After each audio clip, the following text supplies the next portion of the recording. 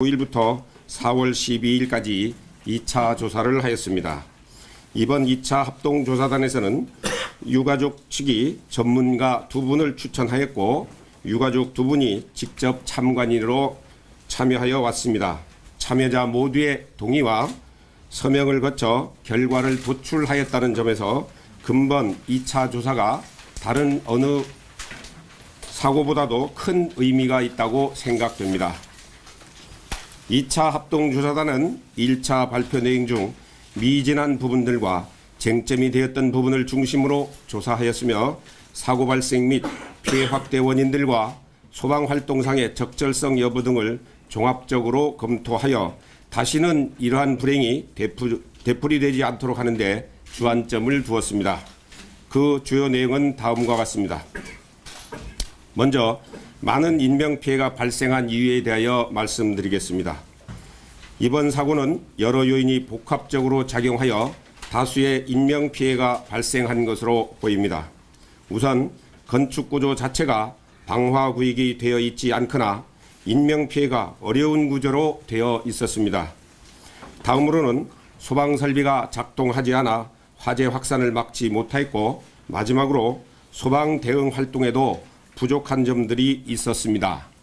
각각의 사항에 대하여 상세히 설명드리겠습니다. 건축구조의 문제에 대해 말씀드리겠습니다. 이번 화재는 건축구조의 문제로 인해 급격한 화재의 확산과 생존 시간의 단축을 초래하였습니다. 건축구조가 규정대로 되어 있었다면 1시간 이상의 생존 시간을 확보할 수 있었을 것으로 추정됩니다.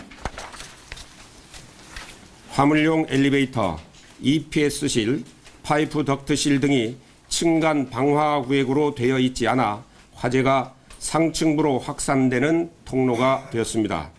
1층 주 계단에는 방화문이 없었기 때문에 주차장의 화재의 열과 연기를 막아주지 못하여 화재가 확산되었습니다.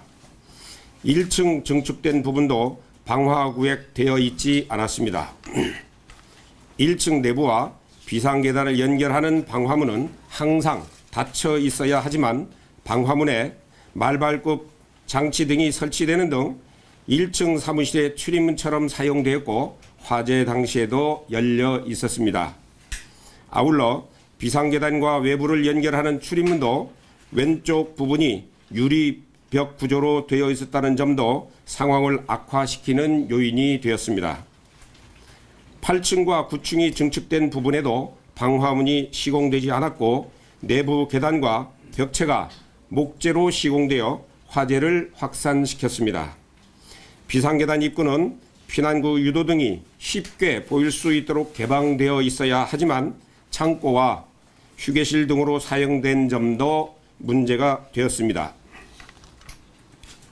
스프링클러 설비 미작동, 방화 셔터 미작동, 배연창, 잠금장치 설치 등 소방, 방화 설비의 문제로 인하여 화재의 확산을 지연시키지 못하였습니다.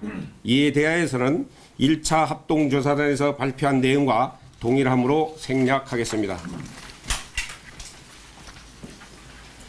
소방대응 활동 부분에 대하여 말씀드리겠습니다.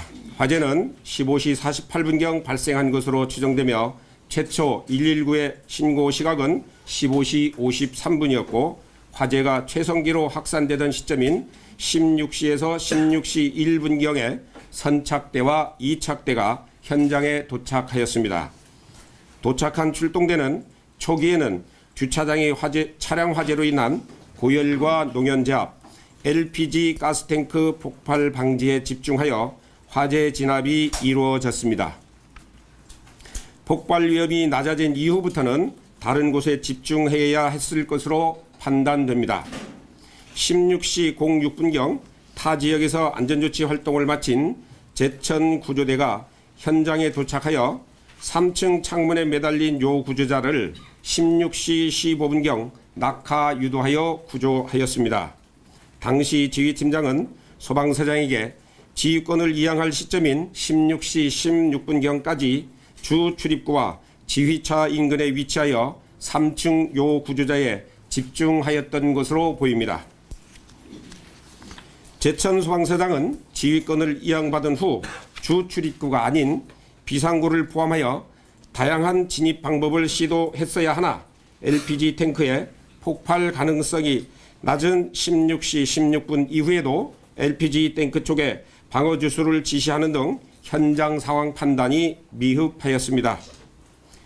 이후 제천 구조대는 16시 15분경 구조대장 판단하에 비상구를 통해 관창 없이 2층 진입을 시도하였습니다.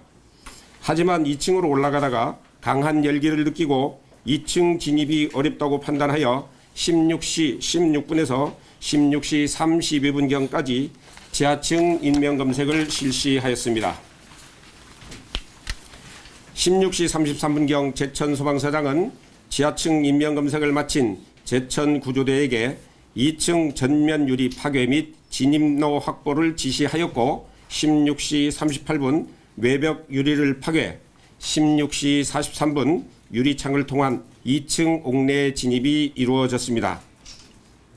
현장 지휘관은 초기 화재 진압 이후에 비상구의 위치와 건물 내 생존자 파악 등 소방 활동을 위한 정보 획득이 미흡하였고 눈앞에 보이는 3층 요구주자 1명을 구조하는 데 구조 전 인력을 투입하는 등 효율적 인력 배분이 이루어지지 않았던 것으로 판단됩니다.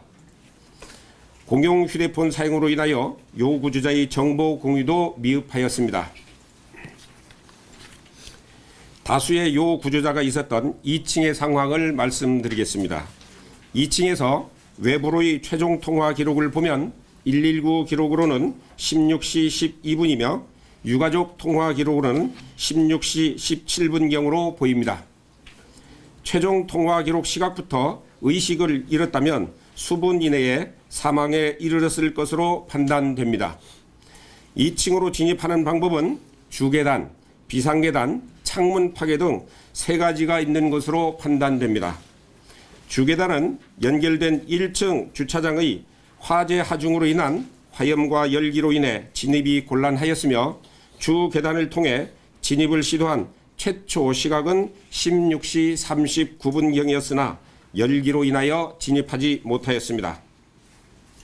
비상계단을 통한 진입작전은 경우에 따라 일부 구조 가능성도 있었을 것으로 판단됩니다.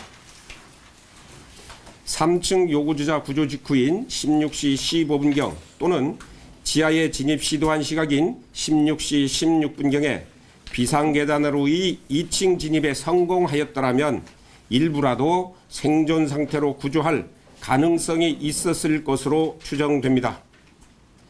당시 방화문을 닫고 비상계단으로 진입을 하거나 관창을 들고 진입을 하였더라면 진입 가능성이 있었을 것으로 판단됩니다. 다만 진입 시 고온의 열기로 인하여 방화문을 닫을 수 있었느냐 하는 여부는 다루지 않았습니다.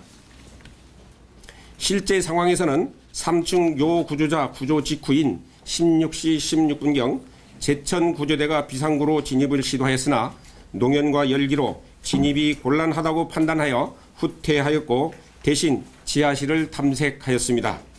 결국 비상계단을 통한 2층 진입은 17시 05분에 이루어졌습니다. 창문 파괴를 통한 진입 작전에 대해 말씀드리겠습니다.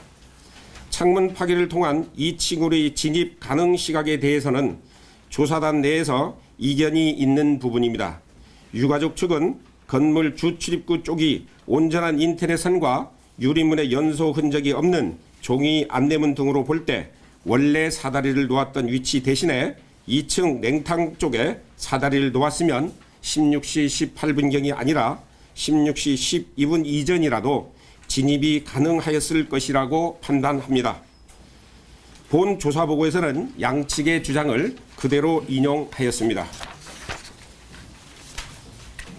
현장 지휘관이 2층에 생존자가 다수 있었다고 인식하였음에도 2층의 구조가 이루어지지 못한 것은 1층 주차장과 LPG 탱크, 건물 우측 3층, 창문 1명, 8층 창문에 1명, 9층 옥상 테라스 3명의 구조자 등 눈앞에 보이는 상황에 몰두하였기 때문인 것으로 판단됩니다. 이 때문에 효율적인 인력 배분이 이루어지지 못하였고 한번 돌아봄의 원칙을 적용하지 않는 등 현장의 정보를 파악하지 못하여 현장 지휘가 미흡하였기 때문인 것으로 판단됩니다. 또한 현장에서는 무전이 아닌 구두로 지시가 이루어졌고 현장 정보의 공유가 이루어지지 않은 것도 영향을 주었을 것으로 판단됩니다. 고가 사다리 차 및 소방구조 헬기 운용에 대해 말씀드리겠습니다. 9층 옥상 테라스 요구주자 3명은 민간 고소작업차가 17시 03분경 구조하였고 소방굴절차는 17시 13분경 8층에서 요구주자 1명을 구조하였습니다. 소방굴절차의 운용이 지연된 이유는 현장의 무분별한 주차와 운용 담당자의 숙련도 부족이 주요 원인인 것으로 볼 수 있습니다. 소방 헬기의 하강풍으로 인한 화재 확산 여부도 검토하였습니다. 충북 음성 소재 훈련장에서 실제 헬기를 운용하여 화재 확산 시뮬레이션을 실시한 결과 특정한 조건 하에서는 약하게 건물 내부로 공기가 유입되는 결과가 있었습니다. 다음은 유가족 측에서 가장 관심이 많은 재발 방지 대책에 대하여 말씀드리겠습니다. 이번 제천 화재와 한 달 이후 발생한 밀양 세종병원 화재를 통해 드러난 문제점을 중심으로 청와대 주관으로 화재 안전 특별 TF팀을 운영하였고 충청북도에서도 소방업무 혁신기획단을 구성하는 등 종합적이고 근원적인 대책을 강구하여 왔습니다. 먼저 범정부에서 화재안전 특별 종합대책에 대해서는 어제 정부에서 발표한 내용과 동일하므로 생략하도록 하겠습니다. 충청북도에서도 이번 화재를 계기로 소방정책에 많은 변화가 있었습니다. 첫째로 부족한 현장 인력을 확충하기 위하여 금년에 349명을 공채를 하였는데 이 중에서 순수하게 새로 늘어나는 신규 정원은 309명이 순중된 인력입니다. 향후 2022년까지 956명을 추가적으로 충원할 예정입니다. 둘째, 출동 체계를 획기적으로 개선하기 위하여 초기 출동 체계에서부터 화재보다 우세한 소방력을 집중 투입하는 총력 출동 시스템으로 개편하였습니다. 셋째, 또한 일사불란한 상황 관리와 현장 지휘 체계 구축을 위해 서로 다른 장소에 위치한 소방본부와 소방상황실을 하나의 청소로 통합하여 운영할 계획이며 현재 충청북도 도의회 승인을 받은 상태입니다. 넷째, 소방본부와 소방서로 이원화되어 관리되던 무선통신 장비는 지난 3월 소방본부로 일원화하였으며 노후화된 아날로그 무전기는 디지털 무전기로 금년 내에 1072대를 전면 교체할 계획이고 지금 30% 정도 이루어졌습니다. 또한 현장 지휘관 지휘 공모제와 현장 지휘 능력 평가제를 도입하여 현장 지휘 역량을 강화하였습니다. 이 밖에도 다목적 사다리를 금년에 2대, 2021년까지 충북도 내 전 소방서에 배치할 예정이며 특히 65mm 관창을 체지로 하여 GPS 기반으로 소방 용수시설 활용을 극대화하는 등 공격적인 화재 현장 대응 전술 체계로 개선하였습니다. 소방합동조사단에서는 넉 달이라는 짧지 않은 기간 동안 하나의 의혹도 남김없이 해소하고자 조사와 분석에 철저를 기해왔습니다. 특히 가족을 잃은 황망한 와중에서도 다시는 불행한 사고가 재발되어서는 안 된다는 유가족들이 바람과 의지를 채찍 삼아 유가족의 입장에서 조사에 임하여 왔고 세부 조사 사항에 이르기까지 유가족 대책위원회와 긴밀한 협의하에 조사하였습니다. 근본 2차 조사를 마무리하면서 그동안 넓은 아량으로 이해와 협력을 보여주신 유가족분들과 제천 시민들께 존경과 감사를 드리며 국민 여러분의 변함없는 성원을 보다 더 무거운 질책으로 받아들이겠습니다. 끝으로 제천 화재와 같은 불행이 다시는 되풀이되지 않도록 각고의 노력을 다할 것을 약속드립니다. 감사합니다.